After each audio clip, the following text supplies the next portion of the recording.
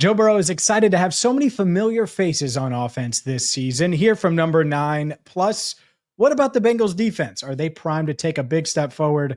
One-on-one with Dax Hill and much, much more right now on Enter the Jungle.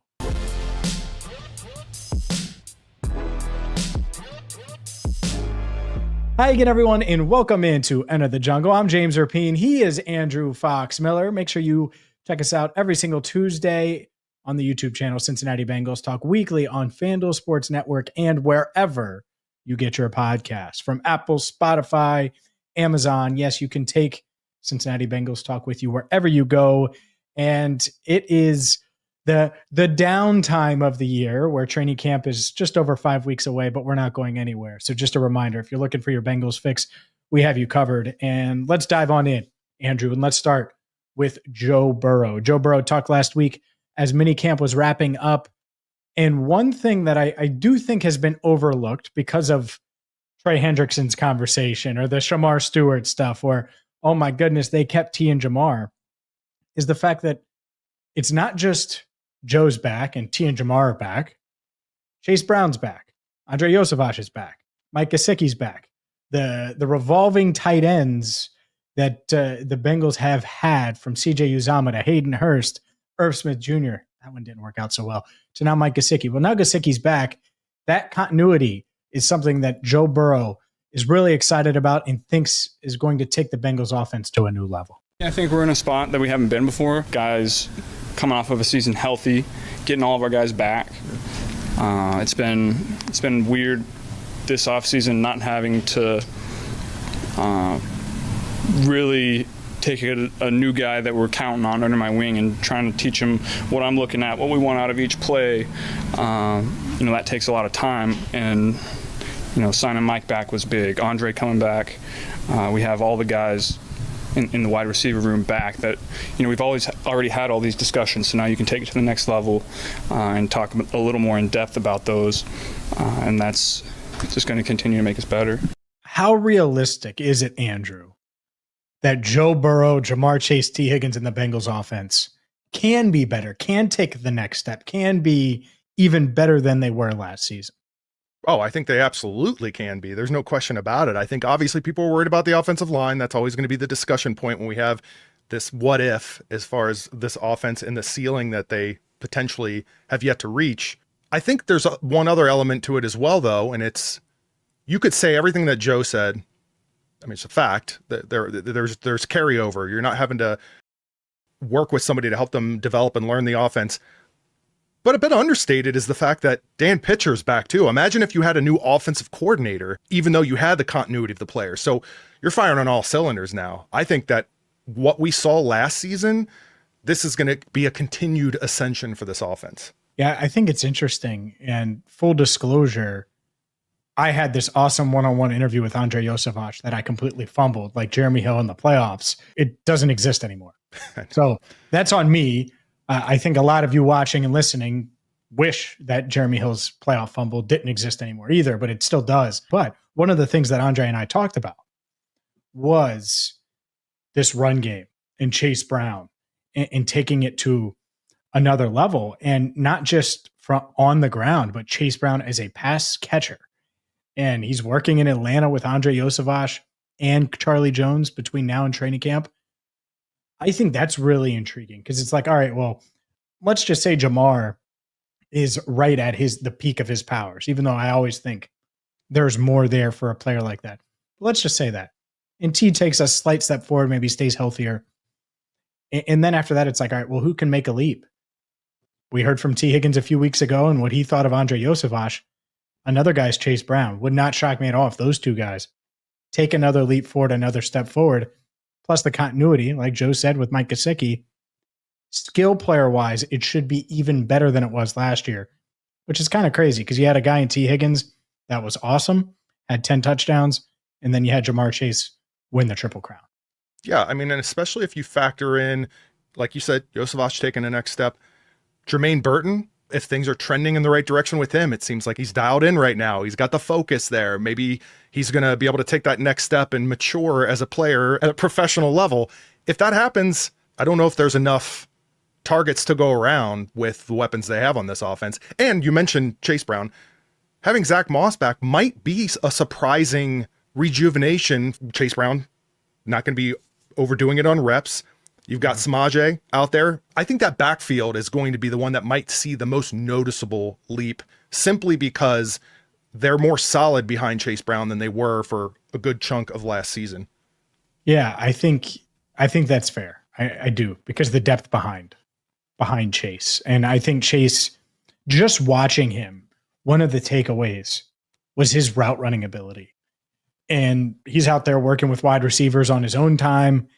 If you have a guy like that, that's that quick as a check down option, what a weapon that can be. And you can have him run different routes and have some fun. Heck, but let's say Samaje Perine, and Joe mentioned how much they trust him as a pass protector. You can do some Chase Brown and Samaje Perine both in the backfield looks, especially if Chase Brown's going to run routes the way that I think he's capable of running them. So I think skill player wise, no doubt this offense can just be more complete, I think would be the way I would describe it. If you take away Jamar, you take away T, or T's hurt or Jamar's hurt, well, then you have Mike, and then you have Andre, and then you have Chase, and then it just goes on and on and on. You mentioned Burton. Certainly hope he can be a deep threat and matter for this offense. That's how a good offense becomes great. And one thing I would say, a lot of people just say, oh, well, you got to worry about the defense, focus on the defense. And we're about to hear from Al Golden coming up in a few minutes. It isn't just that for this Bengals team. Multiple times last year, the offense failed them when they needed to deliver. Not necessarily Joe Burrow, not necessarily this guy or that guy, but all of the above. And that needs to change. They need to go from a very good offense to a great offense. That's my standard for them. So there is room for them to get better. Hopefully they can get there. Going from very good to great is really, really, really, really hard to do. I'm not sure they've ever had. In fact, I will say this. People are going to get mad. They've never had a great offense in the Joe Burrow era because they've always had things that have held it back for one reason or another. Not necessarily Joe. Maybe they can be more complete and be a great offense this season. Yeah. Yeah, now you're going to have me wondering going down that list. I'm not going to go year by year here, but not necessarily Joe, you said. It was always either what? Offensive line. We're going to speak in generalities here, right? Offensive line, maybe run game at times. Yeah. I think certainly there was always, where's the deep threat? Where's the speed on the offense? Yeah, there was always those little things. And they might not be an entire season. It might have been start of a season or the end of a season. But going back to the original comment from Burrow, every player we just mentioned here, familiarity, consistency, Burrow being who he is and being able to take that familiar group, he can take it to the next level, no doubt. It'll be fun to watch. I don't want to say it. I'm not going to talk about the defense because that's coming up, but man, I just need them to do their part. I need them to do their part. Relax. I'm uncomfortable now. I'm uncomfortable now. Too. I need the offense to hang 40 a week. There's 27 point blah, blah, blah points. The standard is really high. The Bengals need to average 30 points per game this year. You spend all this money on Jamar and T, and you go get a new offensive line coach. And I know, I get it. They need to do more in the offensive line room. I would too. Even with that, standards are high for the offense. But what about the defense? We'll hear from Al Golden, and I'll share some minicamp takeaways next. Welcome back to Enter the Jungle. He's Andrew Fox-Miller. I'm James Erpine, and Al Golden and the Bengals defense, well, they have to be better this year. And now Al was awesome last season for the Notre Dame Fighting Irish. They went to the national championship game. They were awesome in turnovers forced and were really disruptive. And they were disciplined, Andrew. And I think that would be the one word I would use to convey everything that I've heard about Al Golden and everything that he said and how I would describe what his vision is for this Bengals defense. Yeah, they want to be disruptive. Yeah, they want to force turnovers. Yeah, they want to get pressure and all of those things. But they want to be disciplined, doing all of the little things that hurt the Bengals last year that they didn't do. They're planning on doing this year, in just that alone, without any major talent upgrades, which we can talk about. But just that alone, I think the Bengals defense would be much improved if they do get to where Al views them, or at least his vision of them from a disciplined standpoint. Discipline. We got to improve in so many areas, but yes, discipline is one way to easily sum it up, I suppose. Discipline, you just factor in that ingredient, we're pretty close, if not at average. That's all we needed from this defense. Can we get that? No, I mean, no doubt. I think that's it, because with discipline, what does discipline mean? It means you're going to be in the right spots and you're going to know where to go and you're going to be disciplined in your ability to tackle and you're going to do all of those things. That's discipline covers a lot. Fundamentals. Right? And the coach speak bulletin board, discipline covers a lot. And I like how Al presents things. One thing that I noticed during minicamp, and it's something that you've talked about for the better part of a year, and we're going to hear from Dax Hill coming up in just a few minutes, is the secondary. And obviously there's questions in the cornerback room. There's questions in the safety room. And Al was moving these guys around. I mean, you saw Cam Taylor-Britt rotating and playing some safety in the middle of plays, shifting back, playing in the nickel. He had a really nice interception, the interception that he celebrated right in front of Burrow during the offseason program, and diving play against Mike Gesicki. Joe Burrow responded with a deep touchdown to Jamar Chase. But I digress. The point is, you've seen these guys play different spots, and I do think that versatility could bode well for how Al Golden wants to play. Here's what the Bengals defensive coordinator had to say about guys moving all around, with some praise for his position coaches. I think Chuck and Jordan do an unbelievable job with those guys in terms of building the depth for the season. Again, in our business, it's like the tyranny of comfort, right? Like, so it's comfortable for a coach to keep a guy at nickel or keep a guy at corner. And these guys are just the opposite, Jordan and Chuck. They make the guys play a bunch of different spots, so that when that comes, when that occurs during the season, it's second nature for the guys to play a different spot. They're a fun group to coach. Their football intelligence, their energy, both in the classroom and on the field. And I'm just really excited about them as a group. Let's make this about Cam Taylor-Britt. I was going to make it about the entire secondary. We're going to talk about Dax Hill coming up in a few. Cam Taylor-Britt, you buying stock? You selling stock? Are you holding? Where are you at from a Cam Taylor-Britt year 4 for the Cincinnati Bengals? Assuming Al Golden is doing the very thing that it appears the Bengals are betting that he's going to do based on the moves or lack thereof that they've done on this defense in the offseason, I'm buying, because we've seen the talent that Cam Taylor-Britt has. We've seen the flashes.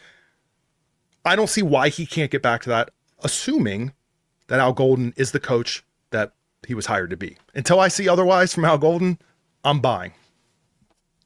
I like Cam a lot. This is the year. Yeah.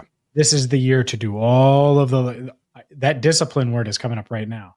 If Cam Taylor-Britt is disciplined, he's going to be really darn good, because I think he's got the physical traits. I think he can do everything you need him to do. Can he bounce back in a big way? Because the discipline is going to lead to consistency, and he needs to be more consistent. So we'll see if he can be more consistent. Speaking of consistency, a guy that Bengals are hoping not only is healthy, but can contribute each and every week is Dax Hill. I'll talk one-on-one with him coming up next. Welcome back to Enter the Jungle. I'm James Erpine. He's Andrew Fox-Miller. You can catch us every single Tuesday right here on the YouTube channel Cincinnati Bengals Talk. Make sure you hit that subscribe button, whether you're watching on FanDuel Sports Network or wherever you're listening, because we're at almost 56,000 subscribers. And let's dive into my one-on-one conversation with Dax. So I caught up with the former Bengals first-round pick about his recovery from a torn ACL and about, well, how he fits in Al Golden's defense. Here's my conversation with Dax. In the Bengals locker room with Dax Hill. Dax, obviously it's been a rehab-filled offseason for you. Minicamp's wrapping up right now. How are you feeling physically? I feel great. It's been a great offseason for me. I've been here since my injury. Good to be back in the locker room, and yeah, it's been great. I remember when I've talked to other guys about ACL injuries, and the thing that they talk about is that first couple weeks after surgery. Was that the hardest time now that you're running and cutting and doing all of those things? Yeah, I think that was like the biggest hump, really kind of just not doing anything and keeping my knee extended. I think that was just the protocol for me in terms of just listening to the doctor. But yeah, once I was able to walk around, I was ready to get the treatment. And so it was a whirlwind at first because I was out in Cali doing some treatment. But once I came back, I was, kept my head down and was ready to work from there because I knew it was going to be a long process. So, What were your first impressions of Al Golden, and how do you feel about him now? oh yeah, I mean, my first impression was about the same as it was as it is now. I feel like he's great for the locker room. He's been here obviously a couple years ago, so I think it's great, for the locker room, for us as a defensive unit, and I love him. Where's your mindset cornerback wise? Because I think you are going to move around a little bit. I don't think you're just going to be on the outside only, just watching these guys. A lot of the corners are moving around so far in minicamp. How do you attack it? But from a mentality standpoint, knowing that you're definitely going to be a corner this year. Kind of just staying open-minded. Like you said, everyone's kind of being moved around right now. And I think that's just, how the offseason is. Like, you see what you have and see what works the best. Because week to week, you want everything to stay the same, but at the same time, you may have to plug people in a different spot. So I think this is the time to do that. And I'm keeping my mind open. And, whatever happens, happens. What's your favorite thing to do from covering or blitz? Pretty much everything. Whatever I'm asked to do, that's what I'm going to do.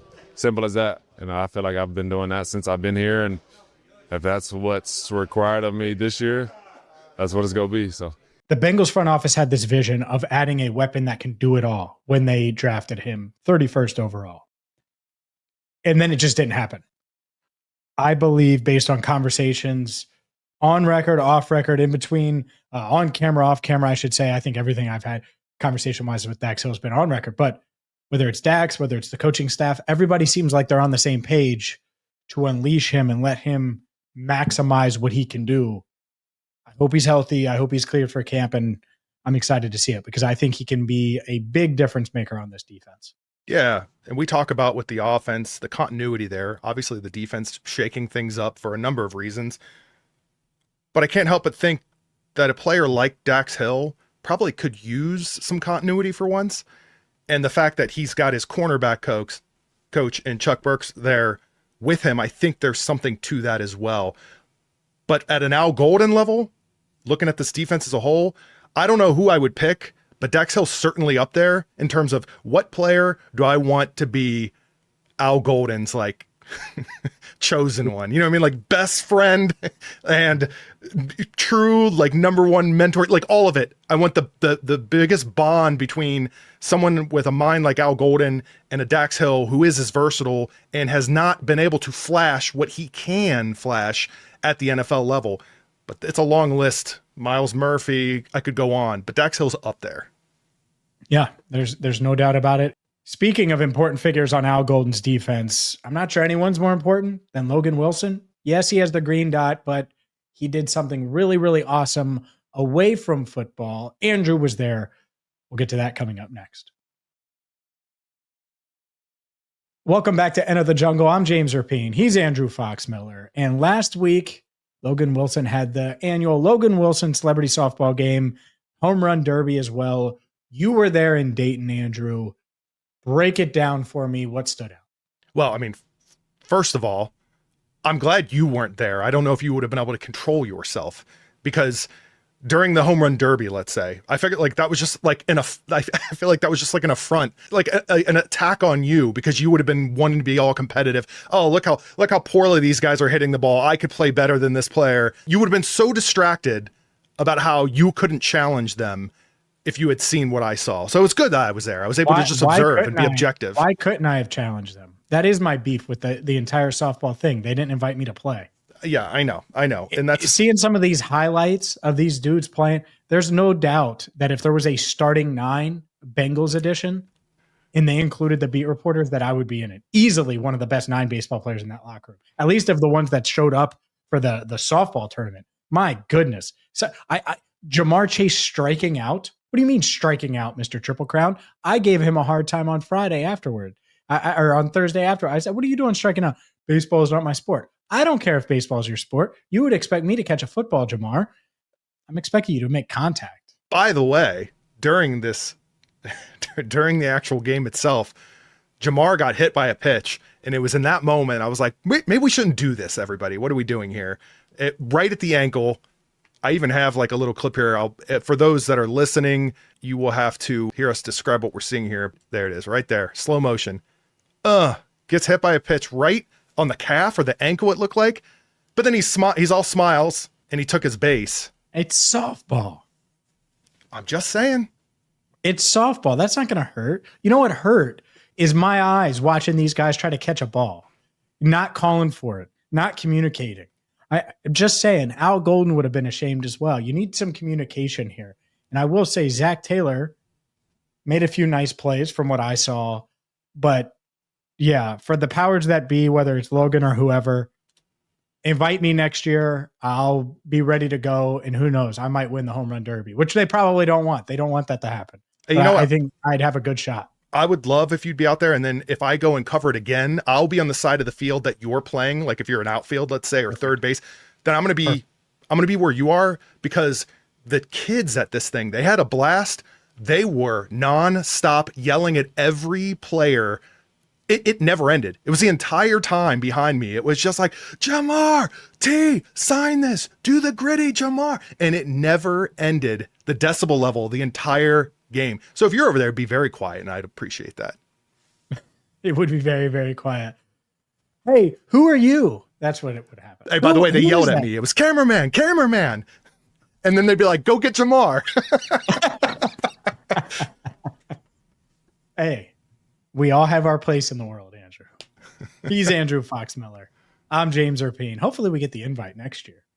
You back again to cover it. Yeah. Me to play. I'm down to play. I don't know if they want those problems. That's going to do it, though, for Enter the Jungle. Until next time, for Andrew Fox-Miller, I'm James Erpine. Oh, yes, there would be problems.